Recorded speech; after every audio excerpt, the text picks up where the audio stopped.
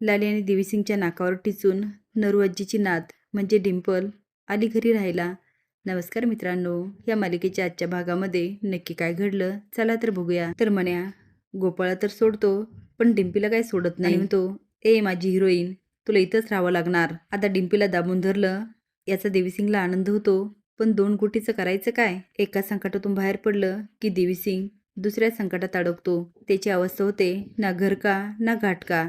तो जाताना विचार करतो, ह्या लालीला सांभाळता सांभाळता नाकीनं वाले होते आणि आता तर काय ही डिंपी आली. अरे यार, मी विचार काय केला होता आणि घडतंय काय. असंच चालत राहिलं तर माझं काही खरं नाही. आता या मन्याला 2 कोटी कुठून द्यायचे आणि मी का देऊ. आता ही डिंपी ना माझ्या डोक्यात जायला लागली. जर अशीच वागत राहिली ना एक दिवस मी तिला कायमचा आराम देणार. पण मग त्या मन्याचं काय करायचं. तो पण सर्किट दिसतोय. अरे चाललंय काय. 2 कोटी कुणी घेतले ते डिंपलने आणि द्यायचे कुणी मी का देऊ. तेवढंच लाली बघते आणि ते, अहो तुम्ही कुठे गेलो होतात, मी सगळीकडे शोधत होते.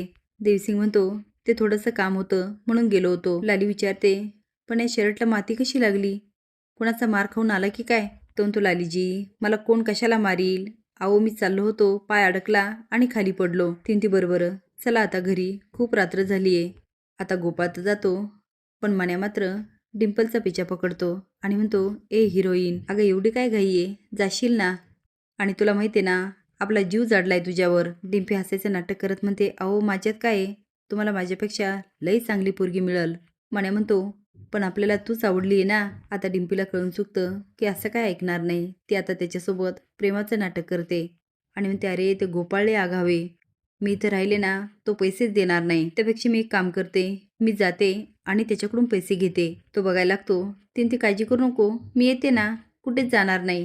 ती आता एवढी गोड बोलत असते की मन्या म्हणतो, ठीक आहे जा. डिंपी पण बाहेर येते आणि म्हणते, वाटत नाही हा डॉक्टर लवकर पैसे देईल. असं काहीतरी करायला पाहिजे की नाक दाबलं की तोंड उघडणार. देशमुखांच्या घरी सगळे जेवायला बसलेले असतात. रस्त्याचा बेत असल्यामुळे आजी पुन्हा रस घेते. ऋतिक म्हणतो, हे काय आजी, आम्हाला ठेव ना. आजी म्हणते, तुला काय करायचं रे, मी 10 वाट्या रस पिल. हौसा म्हणते, अगं आजी तू खरं 10 वाट्या रस पिणार आहे वे. आजी म्हणते, तुला माहीत नाही मी कसली बाई आहे ती. रणजी म्हणते, लयच चांगलं ओळखून आहे आत्या आम्ही तुम्हाला, इतक्या वर्षात कळलंय कसली बाई आहे तुम्ही. आता मात्र देवीसिंगला खूप हसायला येतं. तेवढ्यात आवाज येतो, आजी मी आली या. आता सगळे बघायला लागतात तर दारामध्ये बॅग घेऊन डिंपी हजर असते. तिला बघून देवीसिंगच्या पायाखालची जमीनच सरकते.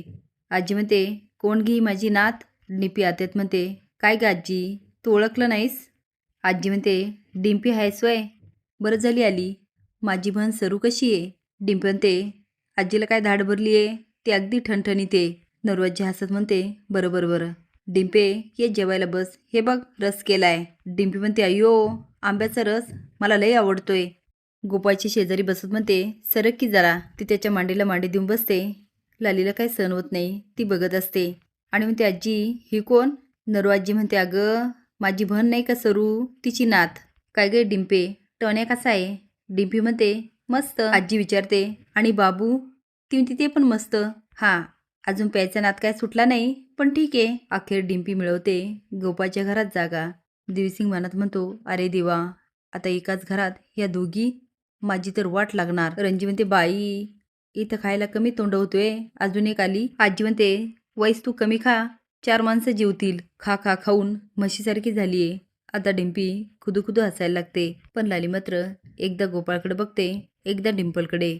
असे अपडेट जाण्यासाठी लाईक आणि सबस्क्राईब करा. धन्यवाद.